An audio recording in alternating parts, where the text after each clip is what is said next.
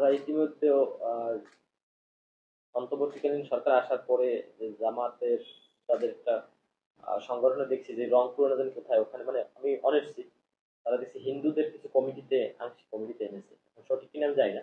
সেখান থেকে আপনাকে প্রশ্ন যে আপনাদের ইনসিনিয়ার বিপ্লব বাংলাদেশ সেখানে কি অন্য কোনো ধর্মাবলম্বীদের কি আনার সুযোগ আছে কি? জি, আপনাকে ধন্যবাদ। ইনসানিয়াত বলতেই বোঝায় সব ইনসানকে নিয়ে কাজ করা। এখানে ধর্মের ভিত্তিতে কোনো বৈষম্য নাই, কে কোন ধর্ম সেটা এখানে মুখ্য বিষয় নয়। তিনি মানুষ কিনা, তিনি মানবাধিকারে বিশ্বাস করেন কিনা, মানবতার রাষ্ট্রে বিশ্বাস করাই মানবাধিকারে বিশ্বাস করা, তিনি মানবতা বিরোধী অপশক্তির বিরুদ্ধে আছেন কিনা, তিনি সব মানুষকে ভালোবাসেন কিনা, স্রষ্টার ভালোবাসা, সব মানুষকে ভালোবাসা, সব মানুষের অধিকার যদি স্বীকার করেন এবং সেটার বাস্তব রূপায়নের জন্য মানবতা রাজনীতি, মানবতা রাষ্ট্রে যদি বিশ্বাস করেন, তিনি যদি বিশ্বাস করেন যে রাষ্ট্র এক ধর্মের, এক জাতির, এক গোত্রের, এক ভাষাভাষীর, এক শ্রেণীর নয়, রাষ্ট্র সবার, দুনিয়া সবার, সব মানুষের অধিকারে বিশ্বাস করেন, মানবতা বিরোধী অপশক্তির বিরুদ্ধে উনি থাকেন, তিনি ইনসানি বিপ্লবের লিডার, তিনি ইনসানি বিপ্লবের দিশারি। এই জন্য সব মানুষকে নিয়ে ইনসানিয়াত বিপ্লব। এখানে মুসলিম অমুসলিম কোন রকমের বৈষম্য নাই, পুরুষ মহিলা এগুলো নিয়ে কোনো বৈষম্য নাই, সবাই মানুষ, সবার সমান অধিকার, সবার সমান ইজ্জত, নিরাপত্তা, নেতৃত্ব, অধিকার, স্বাধীনতা, সব মানুষকে নিয়েই, দুনিয়ার সব মানুষকে নিয়েই ইনসানিয়াত বিপ্লব। এবং এখনো ইনসানিয়াত বিপ্লবের মধ্যে মুসলিম অমুসলিম অনেক ভাই বোন আছেন বাংলাদেশ এবং পৃথিবীর অন্যান্য রাষ্ট্রে। আর জামাতে ইসলাম নামে যে দলটা আপনি বলেছেন, তারা ইসলামের দল নয়, তারা দুই দিক থেকে ইসলামের বিপরীত। তাদের যে মূল আকীদা, ইসলামের মূল বিষয় হচ্ছে তাওহীদ রিসালাতে বিশ্বাস, তাদের তাওহীদ সংক্রান্ত বিশ্বাস ও ইসলামের বিপরীত। তারা আমাদের প্রিয়নবীকে ঈমানে বিশ্বাস রাখেন না। ঈমানি বিশ্বাস হচ্ছে প্রিয়নবীকে আল্লাহর নূর, আল্লাহর প্রত্যক্ষ নূর, স্রষ্টার সরাসরি নূর হিসাবে বিশ্বাস করা, মানুষ হিসাবে নয়। আল্লাহর রাসূল হিসাবে বিশ্বাস করা, সব নবীকে পবিত্র বিশ্বাস করা। তারা বলেছেন নবীরা ভুল ত্রুটি করতে পারে, আমাদের রাসূল ভুল ত্রুটি করেছেন, মানবীয় দুর্বলতা থেকে মুক্ত নন। এভাবে যারা নবীদেরকে ভুল ত্রুটি করতে পারে, নবীদেরকে গুনাহগার বলতে পারে, নবীদেরকে পাপী বলতে পারে, তাদেরকে আমরা ইসলামের শত্রু, আল্লাহর শত্রু, মুসলিম নয় অমুসলিম, কাফের মনে করি। তাই জামাত ইসলাম দলটাকে আমরা কুফরি দল, ঈমান ধ্বংসাত্মক, ইসলামের শত্রু আকীদাগতভাবে মনে করি। অপরদিকে ইসলামের নামে রাজনৈতিক দল হওয়া ইসলাম ধ্বংসাত্মক, অর্থাৎ ইসলামের নামে রাজনৈতিক দল মানে কি রাষ্ট্রের উপরে এক ধর্ম কায়েম হবে না, এটা ইসলাম অস্বীকার। কারণ ইসলাম বলেছে রাষ্ট্র সবার, আল্লাহ বলেছেন নিজে রাব্বিল আলামিন, নবীর নাম মোবারক রাহমাতুল লিল আলামিন। ইসলাম চাপিয়ে দিতে আল্লাহ নিষিদ্ধ করেছেন। তাই রাষ্ট্র সবার, সব মানুষের জীবন স্বীকার করার নামেই ইসলামের একটা মৌলিক বিষয়। সব ধর্মের অধিকার স্বীকার করা ইসলামের মৌলিক শিক্ষা।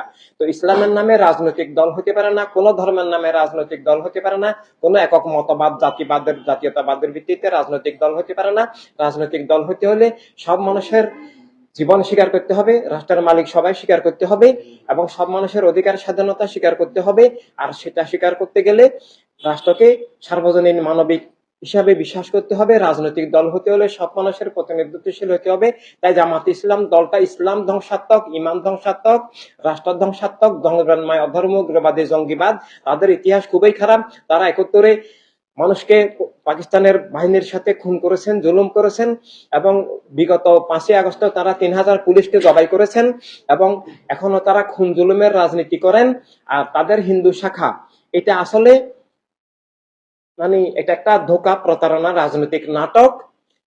মানে দলের নাম ইসলাম যদি হয়, তাহলে একটা অন্য ধর্মের মানুষ সেটার কিভাবে সদস্য হবেন? তিনি তার ধর্মকে জলাঞ্জলি দিয়ে, তার ধর্মকে বিসর্জন দিয়ে কিভাবে আসবেন? ইনসানিয়াত বিপ্লব আসলে কারো ধর্ম বিসর্জন হয় না। তিনি তার ধর্ম বিশ্বাস খুব ভালো মতে পালন করেই ইনসানিয়াত বিপ্লব করতে পারেন, কারণ এটা মানবাধিকার। জীবনের স্বাধীনতা সবার প্রয়োজন, মানবতা রাষ্ট্র সবার প্রয়োজন। নিজের আকীদার বিশ্বাস, আদর্শ, দর্শন, চেতনা, মত নিয়ে স্বাধীনভাবে ধর্ম পালন করার সবার অধিকার ইনসানিয়াত বিপ্লব।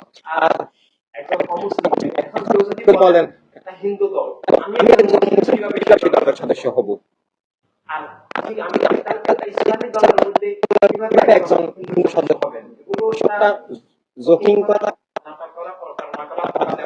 তবে ওই দলের অনেক টাকা আছে, ওই দল আবার দেখি টাকা দিয়ে লোক সংগ্রহ করে এবং টাকা দিয়ে সদস্য তৈরি করে এবং বিভিন্ন লোককে টাকা দিয়ে ব্যবহার করে। এভাবে মানে জামাত ইসলাম নাম দিল ইসলাম, আসলে ইসলাম নয়। আবার অন্য ধর্মের লোকের সদস্য করছে, অন্য ধর্মের লোক ইসলাম ধর্মের সদস্য হতে পারে না। অন্য ধর্মের লোক মানবিক সংগঠনের সদস্য হতে পারে, মানুষ দাবি করতে পারে, মানবতা মানবাধিকার কথা বলতে পারে। এই রাষ্ট্র মানবাধিকার ভিত্তিক হলে সেই রাষ্ট্রের সদস্য, সেই রাষ্ট্রের নাগরিক সব ধর্মের লোক হতে পারে। রাষ্ট্রকে যদি এক ধর্মের করা হয় তাহলে অন্য ধর্মের লোকের নাগরিকত্বই অস্বীকার হয়ে যায়।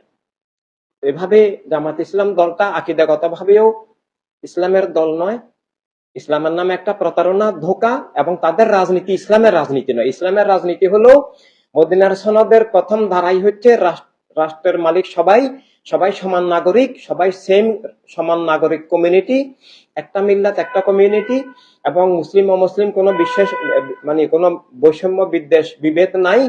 মানুষ হিসেবে সবার অধিকার সমান, সবাই যার যার ধর্মকর্ম স্বাধীনভাবে পালন করবে। এবং এবং ইসলামের নামে এখন আফগানিস্তানের তালেবান, ইরানে একটা স্বৈরতান্ত্রিক শিয়াবাদী দল, পাকিস্তানের যে আমরা যা দেখতে পাচ্ছি, এগুলো ইসলামিক রিপাবলিকের নামে শয়তান রিপাবলিক, এগুলো জুলুম রিপাবলিক, এগুলো ইসলামের নামে ধোঁকা, প্রতারণা, এবং ইন্ডিয়াকে বিভক্ত করা ধর্মের নামে, যে হিন্দু ধর্মের জন্য হিন্দু রাষ্ট্র, মুসলমানদের জন্য পাকিস্তান, এগুলো ইসলামের শিক্ষা নয়, এগুলো ইসলামের নামে ধোঁকা। ইসলামের শিক্ষা হলো রাষ্ট্রসভার, দুনিয়া সবার, মানুষ হিসেবে সবাই সমান, মানবতার দুনিয়ায়, আল্লাহর দুনিয়া, আল্লাহ রাসূলের রহমতের দুনিয়া, সব মানুষের অধিকার স্বাধীনতার দুনিয়া, সেটাই ইসলামের রাজনীতি। তাই ইসলামের নামে জঙ্গিবাদ, রাষ্ট্রকে একক ধর্ম করা বা অন্য ধর্মের নামে রাষ্ট্র করা বা অন্য একক মতবাদ চাপিয়ে দেওয়া, এগুলো ধর্ম বিরোধী, জীবন বিরোধী, মানবতা বিরোধী, স্বৈরতান্ত্রিক, ফ্যাসিবাদী রাজনীতি।